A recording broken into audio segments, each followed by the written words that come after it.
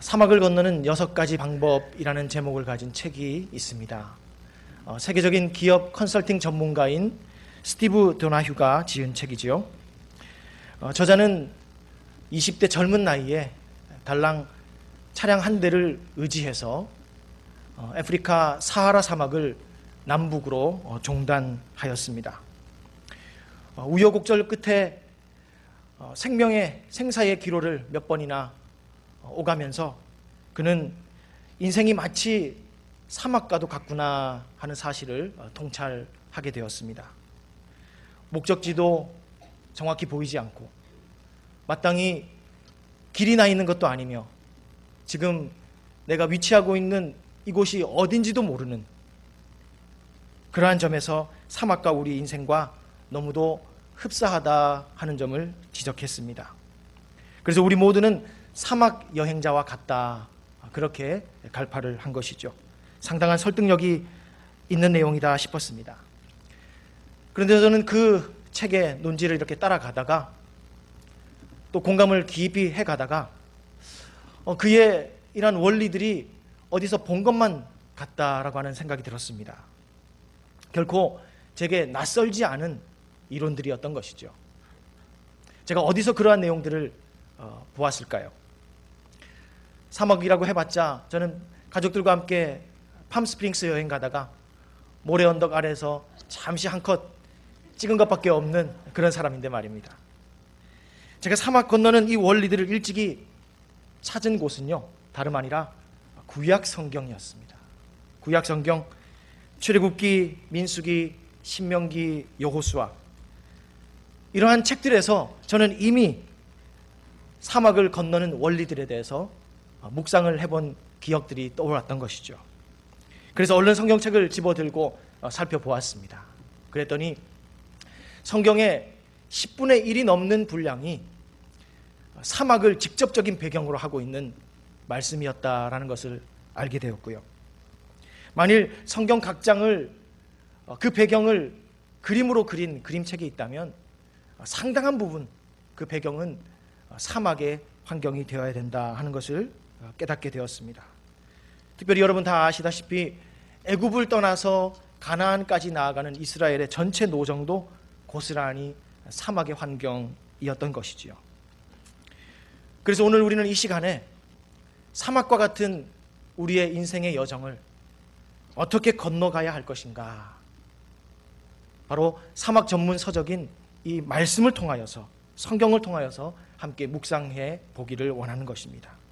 특별히 요단강을 저 앞에 두고 이제 마지막 사막 모압 광야를 만난 이스라엘에게서 3가지 원리를 함께 배워보고자 합니다.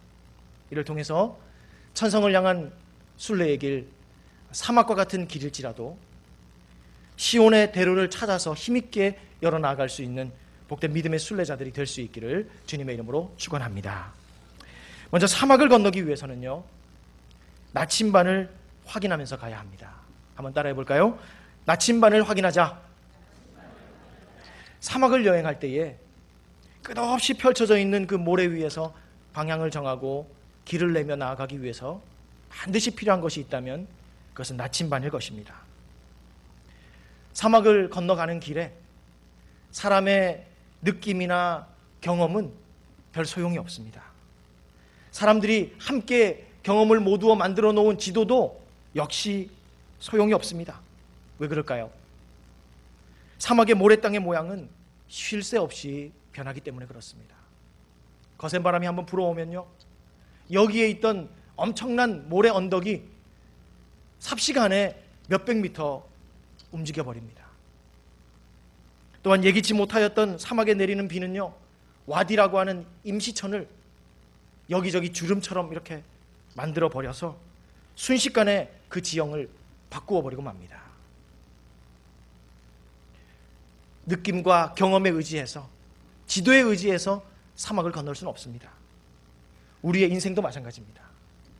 변화무쌍한 인생 사막을 살아가고 있는 우리들에게도 정말로 필요한 것은요, 우리의 직관이 아닙니다. 우리의 경험도 아니고요, 사람들이 만들어 놓은 여러 지도와 같은 조언들도 아닙니다. 바로 나침반이 필요합니다. 아마도 이 말을 들으면 여러분들 중에 어떤 분들은 나의 감성과 직관은 꽤나 뛰어나기 때문에 믿을만하다, 그렇게 생각하시는 분들도 있을지 모릅니다. 어떤 분들은 탁월한 여인의 육감을 가지고서 남편 숨겨놓은 비상금 칼같이 찾아내신 분들도 제법 계실 것입니다. 그래서 꽤나 믿을 만한 것이 아닌가 생각할 수도 있을 것이에요. 그러나 사랑하는 여러분, 우리의 느낌이나 직관이나 이런 것들이 결코 우리의 인생의 길을 열어내는데 참고할 만한 근거가 되지 못한다는 것을 우리는 알아야 합니다. 단적인 예를 한번 들어볼까요? 여러분, 근처에 놀이공원 가보셨죠? 좀 가보시기 바랍니다. 가정예배만 드리지 마시고 가족들과 함께 놀이공원도 좀 가보시고 지역경제 활성화도 좀 해주시면 감사하겠습니다. 여러분, 놀이동산에 가면 롤러코스터라고 하는 놀이기구가 있습니다. 안전바 하나 걸쳐가지고 레일 위에서 오르락 내리락 뒤집어지기도 하면서요, 그렇게 한번 타고 나면 정신이 쏙 빠집니다. 속도가 겨우 시속 50마일입니다. 꽤 되나요? 50마일이면? 그런데 말이죠, 우리가 이것보다 10배나 되는 500마일의 속도에는 전혀 불안감을 가지지 않는 경우가 있습니다. 언제죠? 비행기를 타고 갈 때 그렇습니다. 비행기를 타고 갈 때 우리는 500마일의 속도임에도 불구하고 우리는 거기서 땅콩 까먹고요, 그리고 거기서 우아하게 커피 한 잔 마실 수 있습니다. 우리의 육감이라는 것이, 우리의 느낌이라는 것이, 우리의 감성이라는 것이 요 모양 요 꼴입니다. 결코 우리의 인생길을 열어가는 것에 근거로 삼을 만하지 못하다라는 것이죠. 또한 어떤 분들은 나의 풍성한 지식과 경험은 믿을만하다, 그렇게 생각하는 분들이 계실지도 모르겠습니다. 그래서 교과서를 뒤지고 전공서적을 탐독하고 각계의 전문가들의 조언을 받으면 우리의 길 넉넉히 열 수 있지 않겠느냐, 그런 주장을 하시는 분들도 계실지 모르겠어요. 분명 그러한 교과서나 전공지식이나 전문가들의 조언들은 지도쯤 될 것입니다. 여행 안내서 정도는 될 것입니다, 분명. 그러나 앞에서 이미 우리가 생각해 본 대로 사막을 건너가는 데 있어서 지도와 안내책자는 의미가 없습니다. 실제로 지금 우리가 살아가고 있는 이 현대적인 사회의 상황은요, 우리가 보았던 교과서나 전공서적, 거기에 나오는 이론들을 가지고 따라가기에 지금 너무도 급격한 변화의 와중에 있다는 것을 우리가 인정하지 않을 수가 없습니다. 교과서나 전공서적들이 답을 도무지 주지 못하는 그런 새로운 사회 환경과 현상들이 우리 주변에 너무 많이 일어나고 있습니다. 사막과 같은 우리 인생의 환경에서 안전하고 올바른 방향을 늘상 제공해 줄 수 있는 것은요, 없습니다. 오직 한 가지, 나침반밖에 없다는 것이지요. 이스라엘을 광야길로 인도해 가시는 우리 하나님께서도 이스라엘 백성들에게 바로 그것을 요청하셨습니다. 읽은 말씀 3절에 있는데요, 우리 3절 말씀 같이 한번 읽어보겠습니다. 백성에게 명령하여 이르되 너희는 레위 사람 제사장들이 너희 하나님 여호와의 언약궤 매는 것을 보거든 너희가 있는 곳을 떠나 그 뒤를 따르라. 아멘. 무엇을 보고 무엇을 따라가라 했습니까? 바로 언약궤를 쫓아가라, 그렇게 말씀하셨습니다. 이 언약궤가 무엇일까요? 바로 하나님의 나침반입니다. 왜 언약궤를 우리가 나침반이라 할 수 있을까요?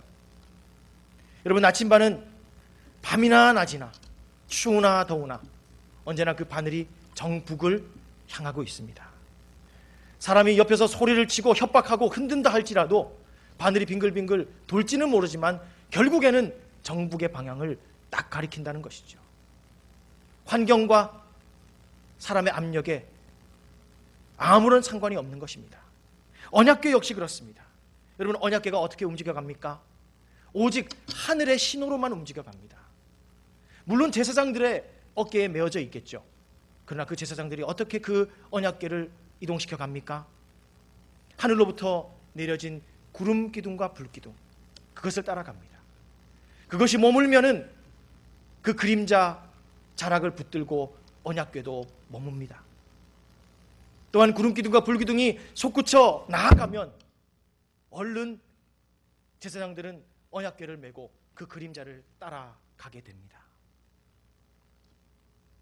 사람의 지식과 경험, 그것을 완전히 배제한 채 하나님의 뜻만을 따라 움직이는 지상의 유일한 신호체계, 그것이 바로 당시의 언약궤였습니다. 거룩한 나침반이었던 것이죠. 하나님은 사막을 건너가는 이스라엘에게 바로 이 하늘의 나침반 언약궤만을 확인하고 따라가라, 그렇게 명하셨습니다. 그리고 이것에 순종한 이스라엘 백성들은 마침내 복된 땅 가나안에 다 넉넉히 입성했던 것이지요. 오늘 인생 사막을 살아가는 우리들에게도 하나님은 동일한 요청을 하고 계십니다. 언약궤만을 따라가라. 느낌을 내려놓고 직관을 포기하고 우리의 경험을 겸비하게 다 내려놓고서 오직 언약궤만을 나침반 삼아 따라가라. 여러분, 그렇다면 이 현대적인 정황 속에서 우리가 언약궤를 따라간다는 것은 어떤 의미일까요? 우리에게 과연 언약궤라도 하나님이 주셨다는 말씀입니까? 예, 주셨습니다. 하나님께서 우리 모두에게 언약궤를 주셨습니다. 여러분의 손에 지금 그 언약궤가 들려 있습니다. 옛 언약과 새 언약, 이름하여 구약과 신약을 함께 담아놓은 이 궤 모양의 성경, 하나님의 말씀, 이것이 바로 언약궤인 줄로 믿으시기를 바랍니다. 이것이 바로 하늘의 나침반이라는 사실을 확신하시기를 바랍니다. 여러분, 이 땅에서 어떠한 정보가, 어떠한 책이, 어떠한 지식체계가 하늘의 신호를 담아놓고 있겠습니까? 오직 이 말씀, 성경만이 하늘의 신호를, 천상의 시그널을 여기에 담아놓고 있습니다. 이것을 우리가 나침반으로 여기고 우리가 나침반 뚜껑을 열듯이 우리의 하루길을 시작하기 전에 말씀을 열어야 합니다.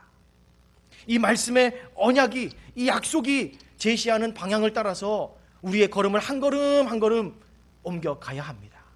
그때만 우리 앞에 가나안을 향해 나아가는 길이 열린다는 것입니다. 여러분, 지금 무엇을 쫓아가고 계십니까? 우리의 직관, 우리의 경험, 우리의 전공 지식, 그것이면 넉넉하다고 생각하십니까? 그렇지 않습니다. 우리는 지금 사막을 걸어가고 있습니다.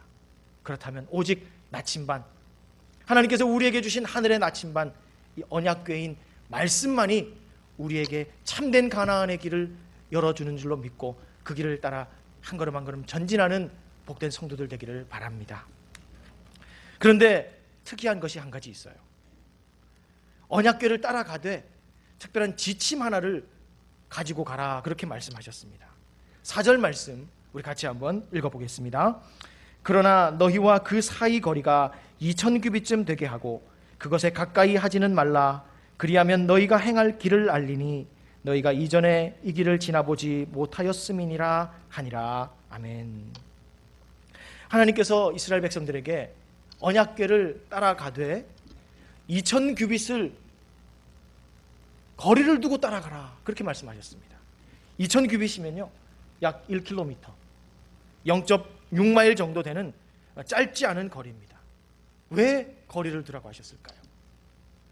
죄인들이기 때문에 그 언약궤 바로 쫓아가는 것 용납하실 수 없어서 언약궤와 거리를 버리라 그러셨을까요? 그런 뜻이 아닙니다.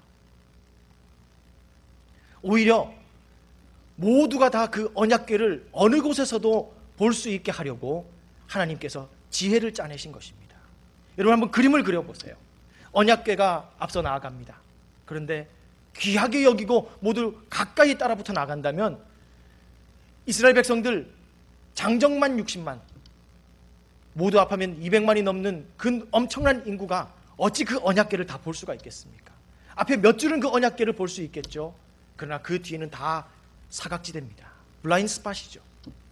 도무지 언약궤가 어디 있는지 찾을 방법이 없습니다.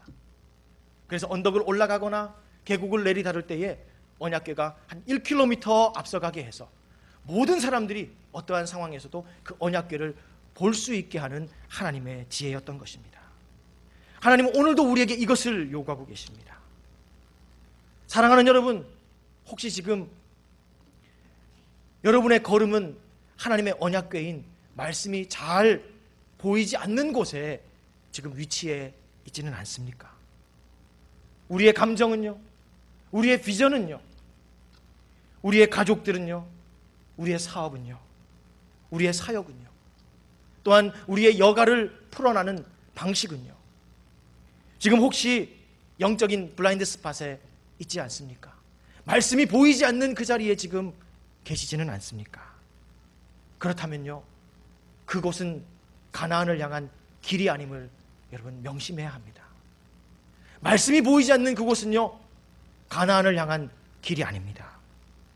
다시 한번 우리는 말씀이 보이는 자리에 들어가야 합니다. 그곳에 들어가야만 가나안을 향한 길을 우리는 함께 걸어갈 수가 있는 것입니다. 사막을 넉넉히 건너가게 하는 신앙은요, 우리가 만나는 상황에 우리의 느낌과 직관과 경험과 지식으로 반응하는 것이 결코 아닙니다.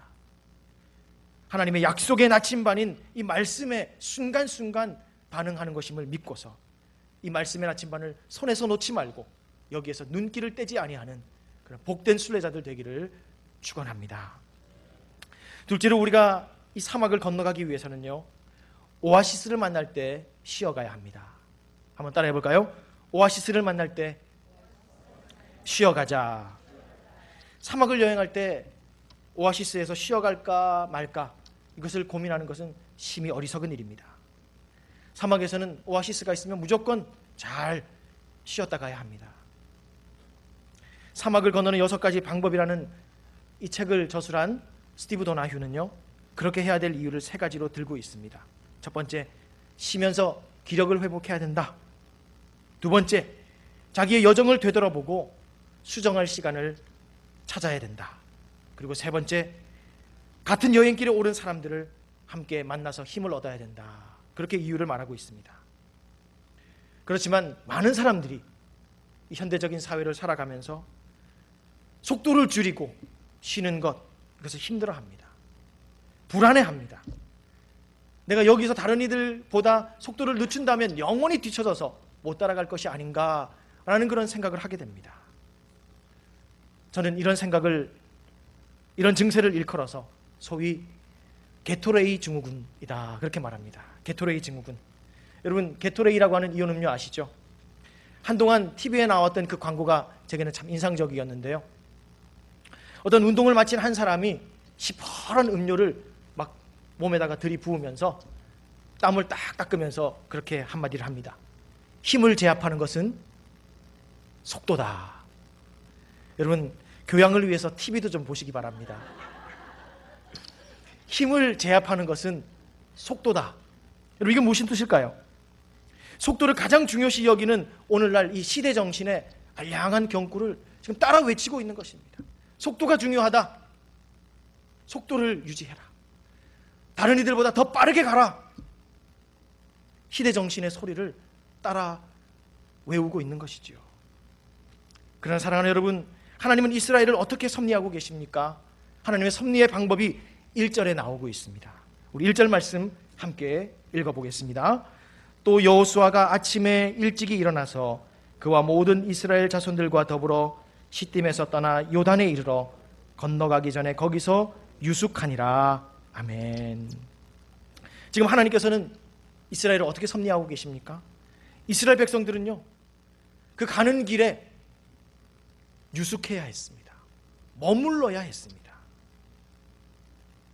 여러분, 상식과 합리의 기준으로 보면 답이 나오지가 않아요. 이 말씀을 한번 그림 그려 보시기 바랍니다. 이스라엘 백성들은 드디어 마지막 광야를 건너갑니다. 모압 광야. 이제 이 광야를 넘어서면 요단강을 건너게 되고, 그리고 또한 가나안 땅을 열게 됩니다. 아침에 그 모압 광야 귀퉁이인 시딤에서 모두 다 채비를 하여서 출발합니다. 200만이 넘는 그러한 이스라엘 백성들이 함께 엄청난 대이동을 감행해 갑니다. 그리고 한참을 걸어 드디어 앞쪽에서부터 환호성이 내질러지는 소리를 듣게 됩니다. 요단강이다, 요단강이다. 이스라엘 백성들은 따라서 외쳤겠죠. 이제 드디어 우리의 고생이 끝나고 저 가나안 땅에 들어가게 되었구나. 그런데 바로 그때 여호수아가 외칩니다. 하나님께서 너희들에게 명령하셨는데 여기에 유숙해야 하느니라. 여기에 며칠간 머물러야 하느니라. 얼마나 기운 빠지는 소리입니까?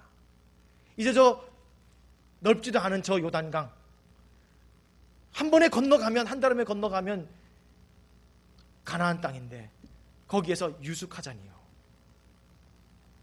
사실 이 장면에서만 그런 것이 아닙니다. 우리 하나님께서는 이스라엘 백성들을 애굽에서 가나안까지 이끌어 나가는 노정 내내 그렇게 섭리하셨습니다. 발행하다가 진치게 하시고, 발행하다가 진치게 하시고, 이 일을 계속적으로 반복하게 하셨습니다. 그냥 진행해 가면 열나흘이면 갈 수 있는 그곳을 결국 그렇게 해서 40년 걸려 가게 하셨어요. 왜? 발행하다가 진쳐 머물게 하시고 발행하다가 진쳐 머물러 있게 하십니까? 우리가 특별히 여기에서 하나님의 섭리의 중요한 면을 보아야 될 것이 있습니다.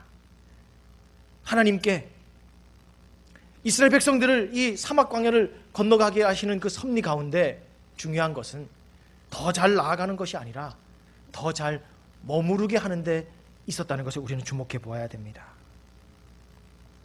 무엇이 더 중요했는가 하는 것은요, 양적인 비교를 해보면 우리가 알게 됩니다. 성경 전체를 통해 볼 때, 특별히 사막을 배경으로 하고 있는 말씀을 우리가 문맥 삼아서 살펴볼 때에 그곳에서 발행했다라고 하는 표현은요 58회에 나옵니다. 그런데 반면에 진쳤다라는 표현은요 62회가 나오고 있습니다.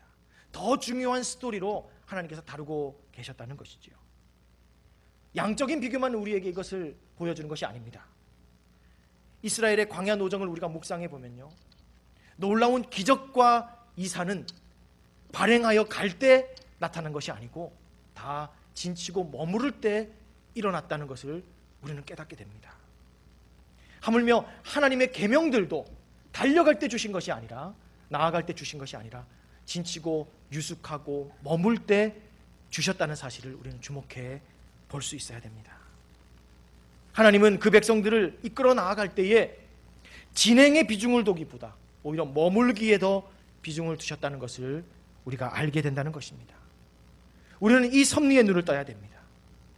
하나님은 당신의 백성들이 그 노정에서 들고 가던 그 성막을 펼쳐놓고 그 성막 안에서 하나님 그분을 만나러 나오시기를 고대하시는 분이십니다. 순례길에 지친 백성들을 긍휼에 찬 얼굴로 만나주시기를 원하셨습니다. 많은 물소리와 같은 음성으로 그들을 위로해 주기를 원하셨고요, 권능의 손길로 넘어진 그들의 무릎을 세워주시려고 준비하고 계셨습니다. 그들과 더불어서 다시 한번 새로운 길, 로드맵을 만들고 다시 한번 나아가기를 원하고 계셨는데, 그 백성들이 그 인생길에서 도무지 그 성막을 펼치지 않고 거기에 나오지 않는다면 어찌 되겠습니까? 사랑하는 여러분, 한번 살펴보시기 바랍니다. 지금 하나님 앞에 펼치고 하나님을 만나야 될 우리의 성막은 혹시 아직도 펼쳐지지 않은 채 바쁜 스케줄에 술의 한 귀퉁이에 실려서 지금 그저 방치되어 있지는 않습니까? 여러분의 성막은 언제나 펼쳐집니까? 주일 여기에서 드리는 예배 1시간 정도에만 살짝 펼쳤다 다시 접고 우리의 바쁜 스케줄의 수레에 담아놓고 다시 들고 뛰는 우리들의 모습은 혹 아닙니까? 사막과 같은 인생의 여정을 넉넉히 너끈히 건너가기 위해서는 잘 머물 줄 알아야 합니다. 오아시스의 미학을 누릴 수 있어야 합니다. 사랑하는 여러분, 하나님 앞에 다시 한번 여러분이 들고 가고 있던 그 성막을 내려놓고 펼칠 수 있는 그런 믿음의 헌신이 있기를 간절히 소망합니다.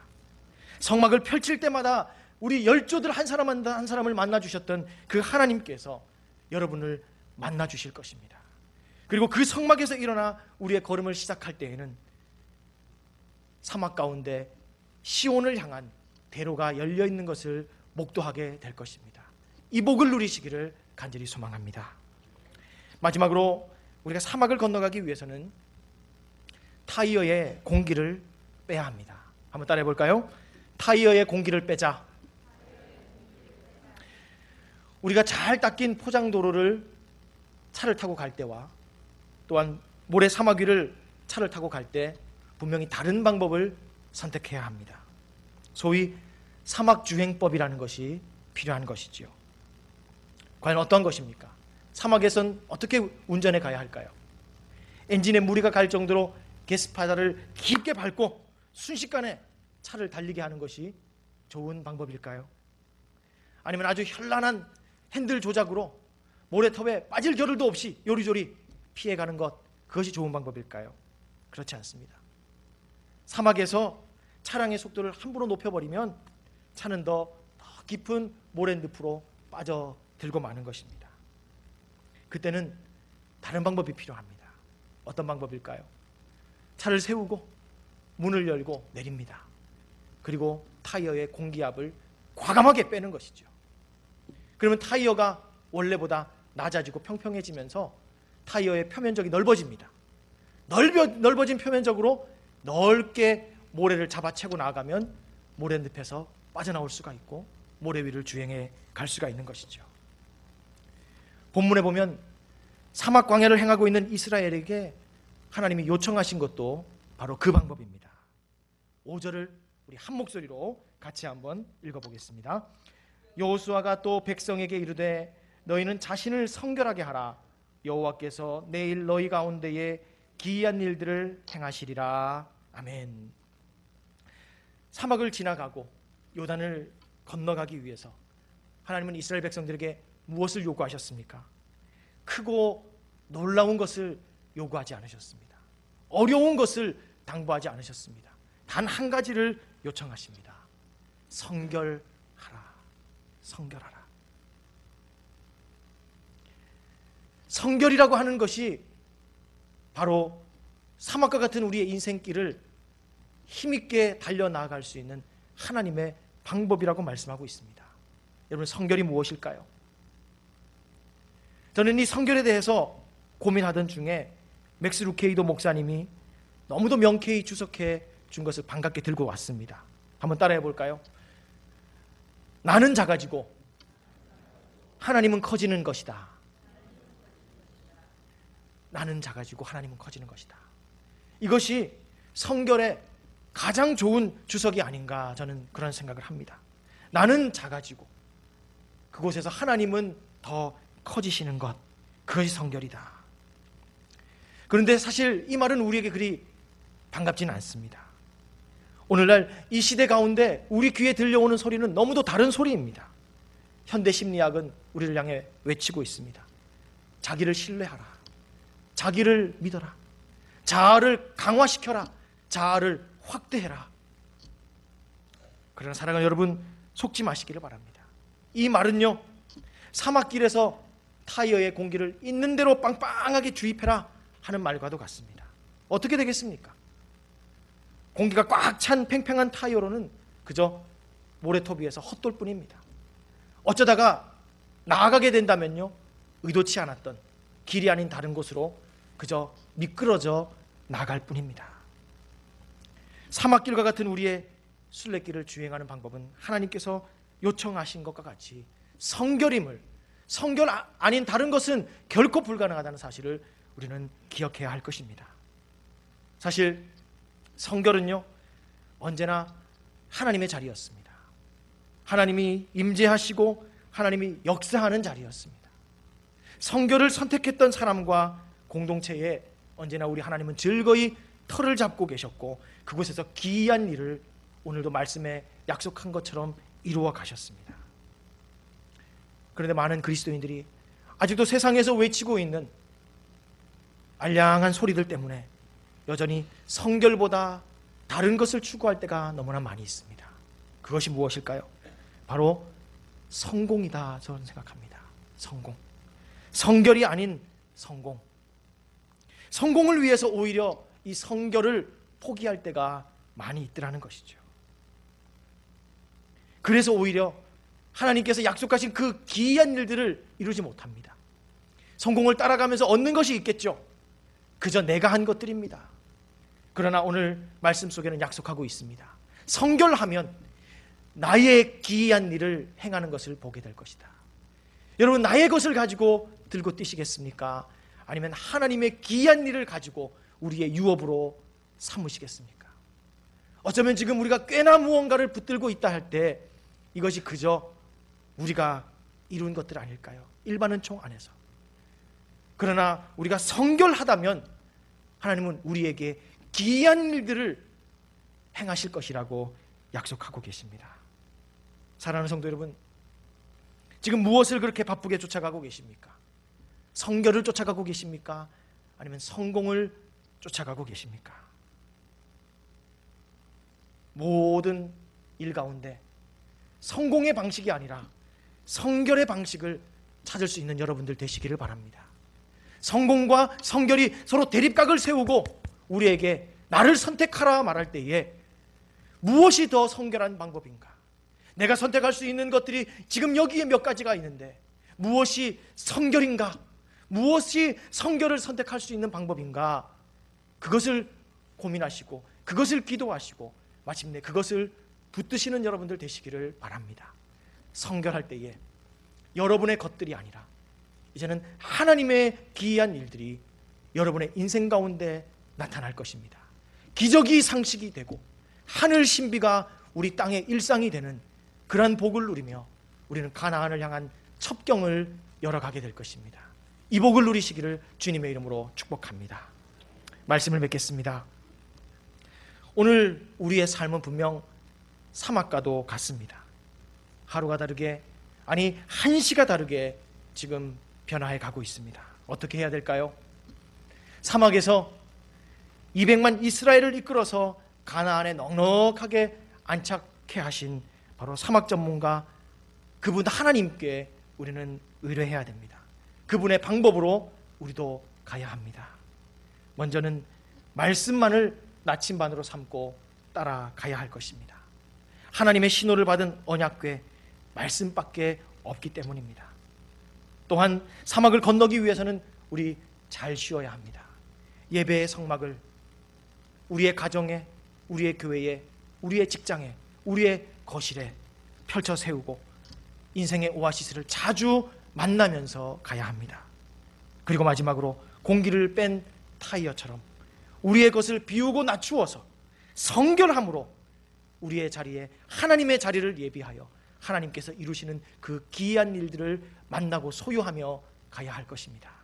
이 원리들을 붙잡고 사막 전문가이신 우리 하나님과 함께 이 사막과 같은 인생의 여정, 시온의 대로로 열고 전진해 나가는 복된 믿음의 순례자들 되시기를 주님의 이름으로 축복합니다. 함께 기도하겠습니다.